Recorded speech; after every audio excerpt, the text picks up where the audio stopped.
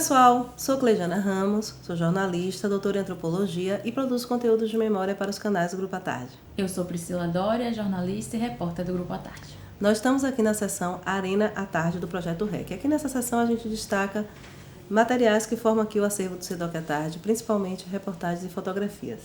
E como a gente está falando dos 30 anos da morte de Ayrton Senna, a gente vai mostrar um material que é apenas uma pontinha, porque a repercussão foi muito grande, não é isso, Priscila? A gente vai destacar aqui uma matéria do dia 2/5, né, de 94, que é o dia seguinte, a morte dele. É a capa do caderno de esportes que diz: tragédia tira a Senna do pódio para sempre.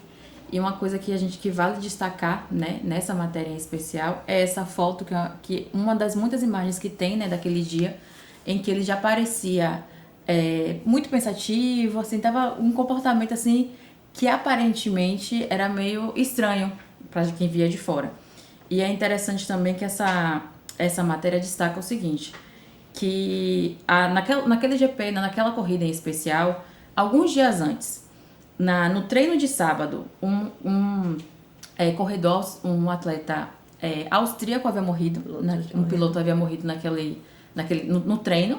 Rubinho Barrichello, no dia seguinte, no sábado, tinha sofrido um acidente e a corrida no domingo acabou vitimando. Foi a Itália, não foi? Foi na Itália. Foi o GP de San Marino. Pois é. E é estranho, né? Porque Senna a gente não era muito comum a gente ver Senna envolvidos em acidentes, né? Que é uma coisa normal nesse tipo de Fórmula 1. E a gente não via, né? Primeiro por conta, talvez, da habilidade dele, né? Então, eu me lembro, e claro, de tudo, né? Mas das coberturas e tal, mas o estranho é isso, né? Com tantos acidentes. Sim. A gente sabe tudo que está envolvido num tipo de campeonato desse, mas não a grande discussão, e isso rendeu processos, né? E tal, é muito discutido ainda, muito debatido. Por que é que não pararam na primeira morte, assim? Sim. Foi um cara que morreu, na parte de preparatória nos treinos. O outro sofre acidente. E a Fórmula 1, você não tem pilotos... você tem pilotos extremamente conhecidos, famosos. Então, assim, ninguém tomar providências, né? E aí acontece a morte do maior do esporte naquele momento, né? Da estrela do esporte naquele momento. Então, assim, uma sucessão de coisas inexplicáveis, desse sentido, de você deixar a competição e né, depois de duas coisas gravíssimas. Né? Na mesma pista, no mesmo final de semana, foi assim, uma sequência, né? E quando a gente fala também que ele não tinha a gente não via, né, Senna se acidentando, batendo ou o que seja, é bom lembrar que ele era conhecido, né, porque ele competia bem na chuva, que é um dos cenários mais arriscados, por assim dizer, na Fórmula 1. E independentemente disso, ele era um piloto arrojado. Sim. Senna fez proezas como chegar em primeiro, não apenas largando em posições que não eram muito favoráveis, como também dirigindo o carro com sérios problemas técnicos.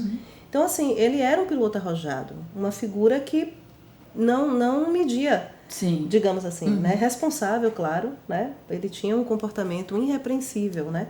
Algumas polêmicas por conta da rivalidade, mas não era uma figura que estava ali segurando para fulano bater. Às vezes era acusado dessas coisas, mas não, uma figura irrepreensível, responsável. E aí ainda tem isso, né? Esse trauma, porque foi uma morte vista pelo mundo. Sim.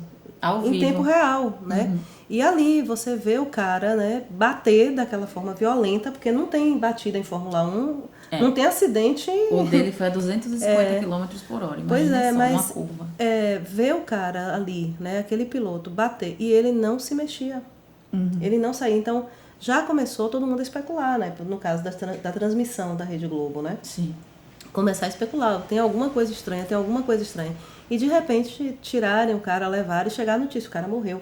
Então, assim, é uma coisa, né, foi muito dramática. Eu não me lembro de nada tão dramático. Talvez o que chegou perto, felizmente sem uma morte, né, mas o que chegou perto foi a ausência de Ronaldo na final da Copa do Mundo de 1998 contra a França.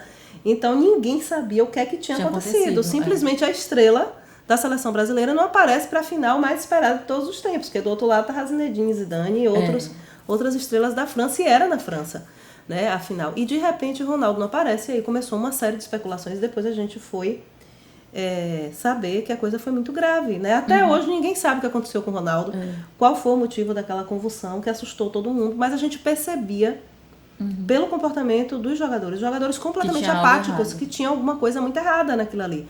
Mas assim, nada até hoje que se compare a você ver o ídolo de um esporte morrer diante das câmeras do mundo inteiro, né? Sim, exatamente. Então é isso, gente. Aqui nos canais do Grupo à Tarde sempre tem informação qualificada. Fiquem ligadas, fiquem ligados. Mais uma vez, gente, muito obrigada e até a próxima.